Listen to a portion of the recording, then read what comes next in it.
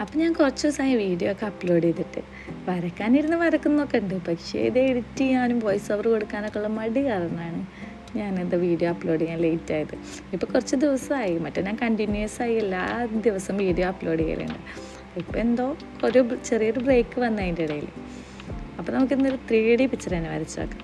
3D picture വരക്കുമ്പോൾ നന്നായി ശ്രദ്ധിക്കണം, അല്ലെങ്കിൽ എനിക്ക് വന്ന പോലെ തെറ്റ് നിങ്ങൾക്കും വരും.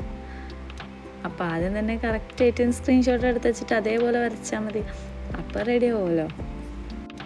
ഈ പിക്ചർ വരക്കാൻ നമുക്കധികം സമയമൊന്നും വേണ്ട, ശ്രദ്ധയാണ് വേണ്ടത്. ശ്രദ്ധിച്ച് വരക്കണം, അല്ലെങ്കിൽ ആദ്യം തന്നെ ഞാൻ വരച്ചൊരു കൊളായ പോലെ കൊളാവും, വീണ്ടും റിപ്പീറ്റ് ചെയ്ത് വരയ്ക്കേണ്ടി വരും.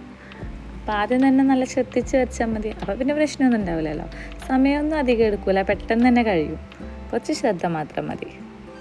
ഞാൻ ഈ വീഡിയോയിൽ കാണുന്ന കാര്യങ്ങളൊക്കെ ജസ്റ്റ് ഒന്ന് ഫോളോ ചെയ്താൽ മതി, അപ്പോൾ നിങ്ങൾക്ക് വരക്കാൻ പറ്റും. ഞാനിത് കണ്ടപ്പോൾ നല്ല ബുദ്ധിമുട്ടാണ്, അപ്പോൾ എനിക്ക് പറ്റില്ല എന്ന് വെച്ചിട്ട് മാറ്റി വെച്ചിരുന്നൊരു പിക്ചറായിരുന്നു. പക്ഷേ പിന്നെ വിചാരിച്ചൊന്ന് ചെയ്ത് നോക്കിയാലോ. അങ്ങനെ പറ്റില്ല എന്ന് വിചാരിക്കുന്ന കാര്യങ്ങളല്ലേ കൂടുതൽ ചെയ്യേണ്ടത് വിചാരിച്ചു. അപ്പോൾ ചെയ്ത് നോക്കുമ്പോൾ സംഭവം അടിപൊളിയായിട്ട് കിട്ടിയിട്ടുണ്ട്.